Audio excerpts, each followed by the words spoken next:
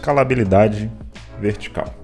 Dentro dos 3 modelos que a gente vai estudar dentro do tema escalabilidade, entendendo que estamos falando aqui exclusivamente de modelos de escalabilidade através de infraestrutura. O primeiro, que talvez seja um pouco mais fácil da gente conseguir entender, é justamente o modelo de escalabilidade vertical. Dentro desse modelo, a gente constrói a nossa aplicação, coloca em um servidor e a gente começa a perceber que esse servidor começa a ter problemas de performance. Através ali dos instrumentos que você for utilizar para monitorar o seu sistema, a sua aplicação, você começa a perceber que começam a faltar recursos dentro daquele servidor. E aqui, esse servidor ele pode ser um servidor físico, uma máquina virtual, um container, enfim. O ponto é que a máquina que serve a sua aplicação, onde a sua aplicação roda no ambiente produtivo, começa a degradar a sua performance. Dentro de uma mentalidade de escalabilidade vertical, a primeira coisa a ser feita é você fazer upgrade dentro do seu servidor. Então você começa a aumentar os recursos computacionais, que é assim que a gente se refere, dentro daquela máquina que começa a sofrer. Então, se falta memória, você coloca mais memória, se falta processamento, você coloca mais processador, e se falta disco, você troca disco. Esses são os componentes mais clássicos que tendem à exaustão dentro de um cenário em que a sua aplicação consome demais ali a máquina onde ela funciona. Mas, se a sua aplicação utilizar outro tipo de hardware específico, a mesma lógica aqui se aplica. A ideia é você transformar aquele teu servidor em algo mais parrudo. Como está na imagem aí, é um robozão, que é justamente a capacidade do hardware que vai aumentando até que aquela máquina se torne plenamente suficiente para conseguir atender a necessidade da tua aplicação. Eu trouxe um print ali das ofertas dentro do ambiente da AWS. A AWS é uma cloud pública, existem outras como Azure, GCP, enfim, e muitas outras. E geralmente essas clouds públicas elas têm ofertas, que a gente chama assim, ofertas de computação, né, de máquina, de recursos computacionais. Dentro ali do modelo de EC2, por exemplo, da AWS, eu trouxe a família T3. Existem várias famílias de máquinas, cada uma com características diferentes, de acordo com o que você precisar daquela máquina. E a T3 é meio que a família geral, a genérica, que é a porta de entrada para você colocar a sua aplicação no ar.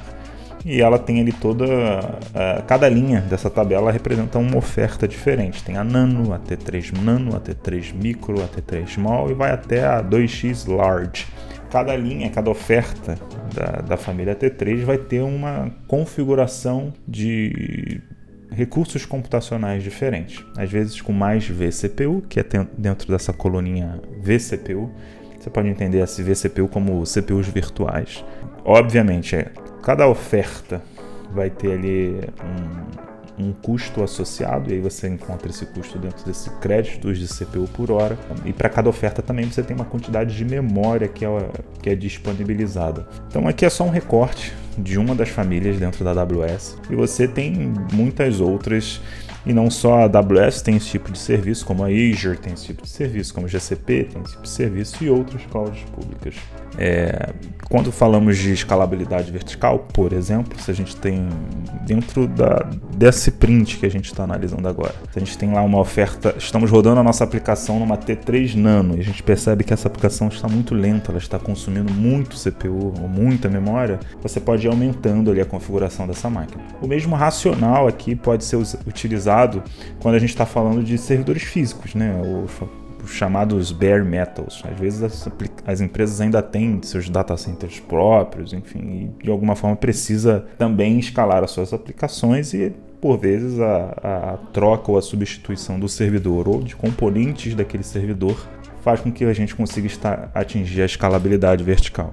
A escalabilidade vertical ela tem pontos positivos, ela tem problemas, mas ela tem pontos positivos. Um dos pontos positivos, a depender do que você precisa fazer, provavelmente é o menor esforço. Por que menor esforço? Porque você não precisa reescrever nada da sua aplicação, você não precisa repensar nada da arquitetura dela, de como ela se relaciona com as dependências. O que você vai fazer é manter a mesma aplicação, com o mesmo conjunto de dependências e fazer uma substituição muito específica onde a sua aplicação roda. Por vezes é também a opção mais rápida, principalmente quando outros modelos de escalabilidade através da arquitetura, como por exemplo a escalabilidade horizontal, demanda ali uma reescrita ou uma rearquitetura da sua aplicação ou das dependências que a sua aplicação tem. Se do dia para a noite você precisa de mais recurso computacional, por vezes a escalabilidade vertical é sim uma opção mais rápida, até que algo mais estruturado possa ser pensado, definido e executado.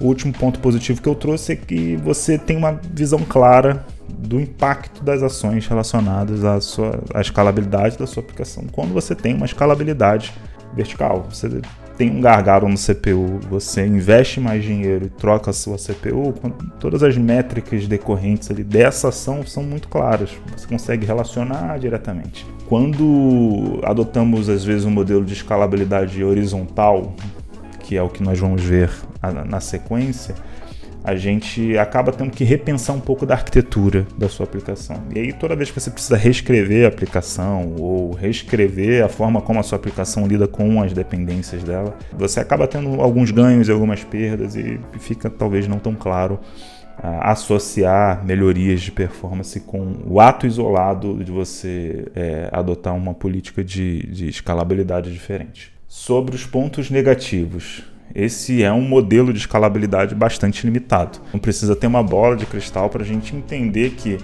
não dá para você ir aumentando CPU, memória, disco infinitamente. Chega uma hora que é até mesmo difícil para a sua aplicação ela conseguir lidar, às vezes, com a abundância de algum determinado hardware. Então, esse é um modelo de escalabilidade que tem uma linha de chegada, que tem uma parede para onde, se você for avançando, você vai chegar. Você vai ter que pensar, às vezes, lá na frente, em como resolver um problema grande de performance dentro da sua aplicação, enfim, já tendo esgotado todas as possibilidades dentro de um hardware. Então, ele é um modelo que ele é bom até a página 2. Você precisa realmente lidar com ele com certo cuidado.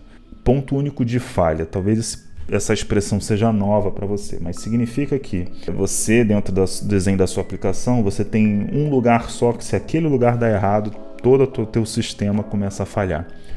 E quando a gente pensa no modelo de escalabilidade vertical, geralmente a gente está falando de um único computador ou uma única instância que está servindo uma aplicação. Dentro da política de escalabilidade híbrida, a gente tem uma visão um pouco diferente, mas aqui dentro desse modelo você tem poucos lugares, ou às vezes um único lugar onde a sua aplicação vai ser executada.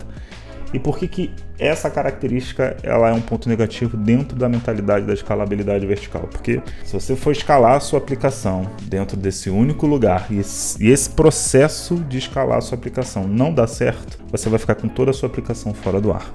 Essa é uma política de escalabilidade que também tem características que precisam ser levadas em consideração antes da gente sair adotando e nem pensar em outros modelos da gente conseguir atingir, às vezes, a escalabilidade. Por fim, custos, porque às vezes o teu hardware que vai servir a tua aplicação, ele começa a ficar tão caro que é mais barato você ter várias instâncias menores com capacidades computacionais mais limitadas, mais simples, do que você ter uma ultra mega máquina power super parruda que é capaz de rodar tudo, mas que começa a ficar muito caro. E você precisa trazer esse ponto dentro da sua análise de modelo de escalabilidade. E eu acho que esses 6 pontos, tanto os 3 positivos quanto os 3 negativos, eles precisam ficar sempre frescos dentro da sua memória, justamente para a tomada de decisão e também para os processos, enfim, seletivos, ou para qualquer lugar que você possa ser ali questionado em relação a quais são os aspectos positivos e negativos da escalabilidade vertical.